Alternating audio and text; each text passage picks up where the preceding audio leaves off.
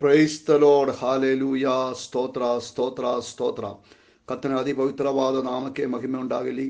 2024 ಇಸುವೆ August ತಿಂಗಳು 1ನೇ ತಾರೀಕು ಗುರುವಾರ ಬೆಳಗ್ಗೆ ಕರ್ತನ ಪವಿತ್ರವಾದ ಪಾದ ಸಮ್ಮುಖದಲ್ಲಿ ನಾವೆಲ್ಲರೂ ಕೂಡಿ ಬರುವಂತೆ ದೇವರು ಸಹಾಯ ಮಾಡಿದ್ದಕ್ಕಾಗಿ ಸ್ತೋತ್ರ.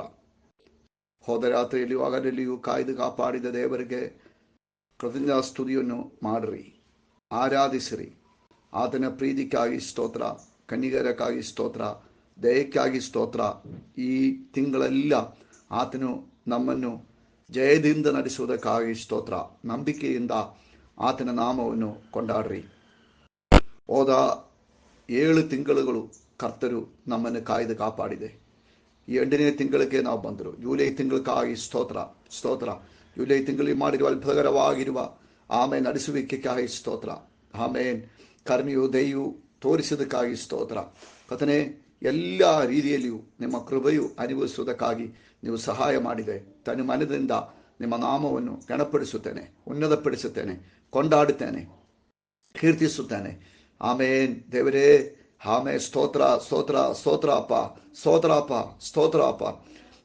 ಪ್ರಿಯರೇ, ಕೀರ್ತನೆಗಳು 9ನೇ ಕೀರ್ತನದಲ್ಲಿ 1-2, ಯೆಹೋವನೇ, ಮನಪೂರ್ವವಾಗಿ ನಿಮ್ಮನ್ನು ಕೊಂಡಾಡುವೆನು.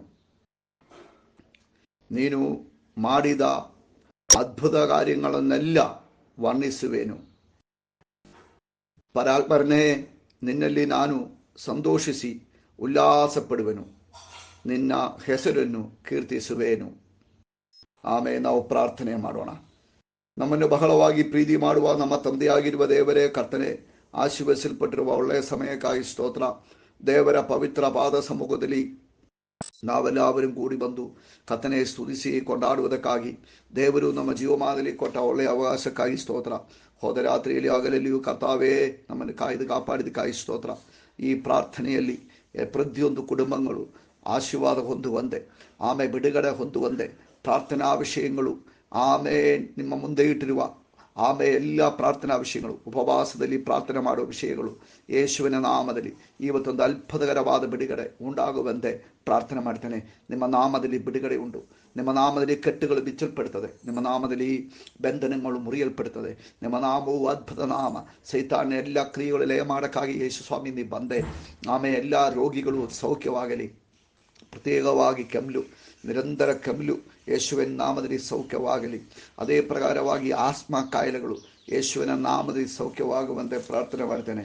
ಎಲ್ಲ ರೋಗದ ಬಂಧನಗಳು ಮುರಿಯಲ್ಪಡಲಿ, ರೋಗ ಶಕ್ತಿಗಳು ಹುಟ್ಟಿಯಲ್ಪಡಲಿ. ಇವಾಗ ಬ್ಯಾಕ್ ಪೇಯ್ನ್ಗಳು ಸಂಪೂರ್ಣವಾಗಿ ಸೌಖ್ಯವಾಗುವಂತೆ ಸ್ತೋತ್ರ. ಬ್ಯಾಕ್ ಪೇಯ್ನ್ಗಳು ಹೀಲಾಗಲಿ. ಕರ್ತನೇ, ಅದ್ಭುತ ಮಾಡಿದಕ್ಕಾಗಿ ಸ್ತೋತ್ರ. ಫೈನಾನ್ಷಿಯಲ್ ಕ್ರೈಸಿಸ್ಗಳು ನೀಗಲಿ.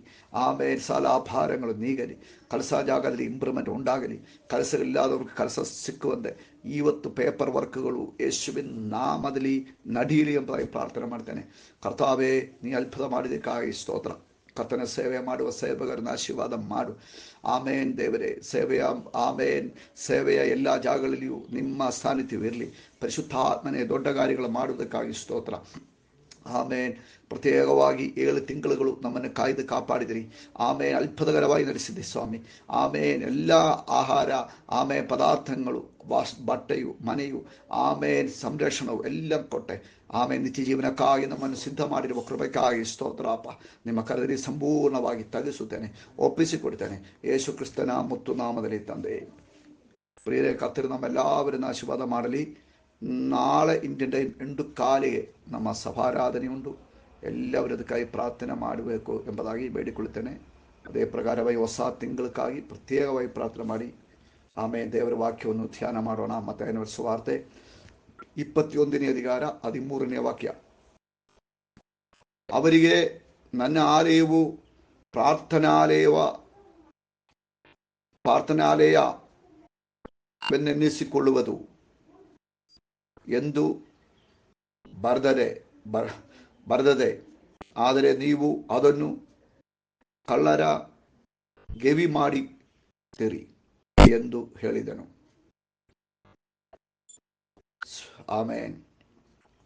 ಪ್ರಿಯರೇ, ಇದು ಯೆರೂಸಲೇಮಿನ ದೇವಾಲಯದಲ್ಲಿ ಆ ಕಾಲದಲ್ಲಿ ಇರುವ ಯಹೂದ್ಯರು ಬಿಸಿನೆಸ್ಸುಗಳು ಮಾಡಿದಾಗ ಕರ್ತರು ಅವರನ್ನು ಓಡಿಸಿಬಿಟ್ಟು ಹೇಳಿರುವ ಮಾತಾಗಿದೆ. ಆಲಯವನ್ನು ಶುದ್ಧೀಕರಣ ಮಾಡಿರುವ ಯೇಸು ಆಮೇನ್ ಹೇಳಿದೆ, ನನ್ನ ಆಲಯವು ಪ್ರಾರ್ಥನೆಯವೆಂದೆಣಿಸಿಕೊಳ್ಳುತ್ತಾರೆ, ನೀವದು ಕಳ್ಳರ ಗೆವಿಯಾಗಿ ಮಾರ್ಪಡಿಸಿದೆ ಎಂಬುದಾಗಿ. ಇವಾಗ ಆಲಯವು ನಾವಾಗಿದೆ, ವಿಶ್ವಾಸಿಗಳು ನಾವಾಗಿರುವ ಮಂದಿರದಲ್ಲಿ ಆಮೇನ್ ಏನಿರಬೇಕು?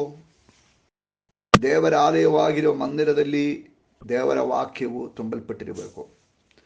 ಆ ಮಂದಿರದಿಂದ ಪ್ರಾರ್ಥನೆಯು ಹೊರಡಬೇಕು, ಆರಾಧನೆ ಹೊರಡಬೇಕು, ದೇವರ ವಾಕ್ಯ ಹೊರಡಬೇಕು. ದೇವರಿಗೆ ಸ್ತೋತ್ರವಾಗಲಿ. ಆದರೆ ಹಲವಾರು ಸಾರಿ ಈ ಮಂದಿರ ಒಳಗೆಯಿಂದ ಆಮೇನ್ ಗುಣಗುಟ್ಟುವುದು, ಆಮೇನ್ ದೂಷಣವೆಳುವುದು, ಆಮೇನ್ ತಪ್ಪರಿಸುವುದು, ಆಮೇನ್ ಸುಳ್ಳು ಹೇಳುವುದು, ಮತ್ತೆ ಎಲ್ಲ ರೀತಿಯಲ್ಲಿರುವ ಅಶುದ್ಧತನಗಳು ಹೊರಡುವುದು ಉಂಟು. ದೇವರ ಆಲಯವು ಶುದ್ಧೀಕರಣ ಮಾಡಬೇಕಾಗಿರುವ ತಿಂಗಳಾಗಿದೆ ಈ ತಿಂಗಳು. ನಮ್ಮ ಆಲಯವನ್ನು ಕರ್ತನ ಕರದಲ್ಲಿ ಸಮರ್ಪಿಸುತ್ತಾ ಯೇಸುವಿನ ರಕ್ತದಲ್ಲಿ ತೊಳೆಯಲ್ಪಟ್ಟಿರುವ ನಾವು ಒಬ್ಬೊಬ್ಬರು ನಮ್ಮ ಆಲಯದ ಒಳಗಡೆ ಇರುವ ಎಲ್ಲ ಕೆಟ್ಟತನಗಳು, ಅಶುದ್ಧತನಗಳು ನೀಗಿಸಿಕೊಂಡು ಒಂದು ಹೊಸ ತೀರ್ಮಾನವು ಈ ವರ್ಷದಲ್ಲಿ ತಗೊಳ್ಳುವಂತೆ, ನನ್ನ ಆಲಯವು ಪ್ರಾರ್ಥನಾಲಯ ಎಂಬುದಾಗಿ ಹೇಳಿರುವ ಯೇಸು ಹೇಳಿರುವ ಮಾತು ಪ್ರಕಾರ ಒಂದು ಟೈಮ್ ಟೇಬಲ್ ರೆಡಿ ಮಾಡಿ ಈ ತಿಂಗಳು ಎಲ್ಲ ಪೂರ್ತಿ ಪ್ರಾರ್ಥನಾ ತಿಂಗಳಾಗಿ ನಾವು ಸಮರ್ಪಿಸೋಣ. ಹೌದು, ಯಾರು ಬಂದರೇಲು ತಡ ಬಂದರೇಲು ಈ ಟೈಮ್ ಟೇಬಲ್ ನಾವು ತಪ್ಪಿಸಬಾರದು. ಇದೊಂದು ಪ್ರಾರ್ಥನಾ ತಿಂಗಳಾಗಿ ಮಾರಲ್ಪಡಲಿ. ದೇವರಿಗೆ ಸ್ತೋತ್ರವಾಗಲಿ. ಆಮೇನ್. ಹಲವಾರು ಸಾರಿ ಆಮೇನ್ ನಮ್ಮ ಆಲಯದ ಒಳಗಡೆಯಿಂದ ಸ್ತುತಿ ಸ್ತೋತ್ರಗಳು ಹೊರಡುತ್ತಾರೆ, ಈ ಲೋಕದ ವಿಚಾರಗಳು ಮಾತುಗಳು ಹೊರಡುತ್ತಾರೆ. ಇದೆರಡು ಒಂದೇ ಮಂದಿರದಿಂದ ಹೊರಡಬಾರದು. ಸ್ತೋತ್ರವಾಗಲಿ. ಆಮೇನ್. ನಾವು ದೇವರ ಪರಿಶುದ್ಧ ಆಲಯವಾಗಿದೆ. ಹೌದು, ದೇವರ ಆತ್ಮನು ಬಳಸಿಸುವ ದೇವಾಲಯ, ದೇವರು ವಾಸ ಮಾಡುವ ಮಂದಿರ. ಅದು ಎಲ್ಲ ಸಮಯವೂ ನಾವು ಅರಿತುಕೊಂಡು ಈ ಮಂದಿರದಲ್ಲಿ ದೇವರನ್ನು ಹೋಲುತ್ತಾ, ದೇವರನ್ನು ಮಹಿಮೆಪಡಿಸುತ್ತಾ, ಆರಾಧನಾ ಸ್ತುತಿ ಸ್ತೋತ್ರಗಳು ಉಂಟಾಗುತ್ತಾ, ಹಾಗೆ ಆಲಯವನ್ನು ನಾವು ಪರಿಶುದ್ಧವಾಗಿ ಇಟ್ಟುಕೊಳ್ಳೋಣ. ಅದಕ್ಕಾಗಿ ಈ ತಿಂಗಳು ದೇವರ ಕರವು ನಮಗೆ ಆಮೇನ್ ಅನುಕೂಲವಾಗಿ ಬರಲಿ. ಹೌದು, ನಮ್ಮ ಆಲಯದಲ್ಲಿ ಕರ್ತಾದಿ ಕರ್ತನು, ರಾಜಾದಿರಾಜನು ಬಾಳಲಿ, ಆತನ ರಾಜನಾಗಿ ಬಾಳಲಿ. ಕರ್ತನ ಆಳ್ವಿಕೆ ನಮ್ಮ ಇಷ್ಟವಲ್ಲ ಈ ಆಲಯದಲ್ಲಿ ನಡಿಬೇಕಾಗಿರೋದು. ಆಮೇಲೆ ಕರ್ತನ ಮಹಿಮೆಯು ಈ ಆಲಯದಿಂದ ತೋರಿ ಬರಬೇಕು. ಕರ್ತನ ಇಷ್ಟವು ಈ ಆಲಯದಲ್ಲಿ ನಡೆಯಬೇಕು. ಆಮೇಲೆ ಪ್ರಿಯರೇ, ಈ ಆಲಯ ತುಂಬೆ ಆತನ ಸಾನ್ನಿಧ್ಯವು, ಆತನ ಸಮೂಹವು, ಮಹಿಮೆಯು ಆಮೇಲೆ ಇಳಿಯಬೇಕು, ಅದು ತುಂಬಲ್ಪಟ್ಟಿರಬೇಕು. ಅದಕ್ಕಾಗಿ ಸಮರ್ಪಿಸುವ ಈ ವಾಕ್ಯದಿಂದ ದೇವರು ನಮ್ಮೊಬ್ಬೊಬ್ಬರನ್ನ ಆಶೀರ್ವಾದ ಮಾಡಲಿ. ನಾವು ಒಂದು ಗುರಿತಾಗುತ್ತದೆ, ನಾವೊಂದು ಅದ್ಭುತವಾಗುತ್ತದೆ, ನಾವೆಲ್ಲರಿಗೂ ಒಂದು ಭಯವಾಗುತ್ತದೆ. We are blessed, we are really blessed, we are permanently blessed and highly favoured. May God bless you.